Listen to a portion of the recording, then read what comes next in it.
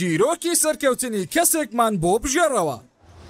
مثلا بۆ نمونە مثلا چارلی چاپلن لە هیچ مەکتەبێک نەخوێنوە، هەتا بە شێوەی ئینسانیەت مابێت، مرۆڤایەتی مابێت. چارلی چاپلین هەر لە لوتکایە، لە جوانیە، لە توانایە، مێژوویەکی زۆر گەورەی و جوانی کۆمیدیە. زۆرە هاتری مثلا کەسێکی وەک عادل ئیمام زەراعی تەواو کردووە.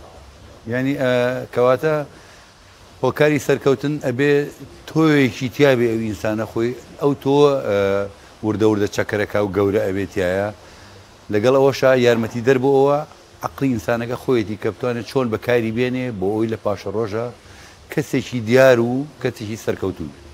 شارلی چاپلن هەم ژیانی و هەم فکرەکانی هەمیش نەبوونی و نەهامەتی و دەردەسەری و سەرەتا خەڵک گاڵتەی پێکردوەکەیشی هوەری کردو، بەڵام دوای بۆ ئەو کتەرە ئەستێرە بەناوبانگەی کە هەموو دنیا هەم لە ڕووی هوەری پانتۆمیم و بێدەنجی ئەو فکرانەی بە جوڵە دەگەیاند و بە ئاماژە دەگەیاند بۆ ئەو ناودارە و هەمیش کۆمەڵێک فکر و وتەی جوانی هەیە، بە تایبەتی ئەو نامەیە کە بۆ کچەکەی دەنووسێتن کۆمەڵێک ڕوئیا و فکر و فەلسەفە و تێڕوانینی جوانی بۆ ژیان هەیە.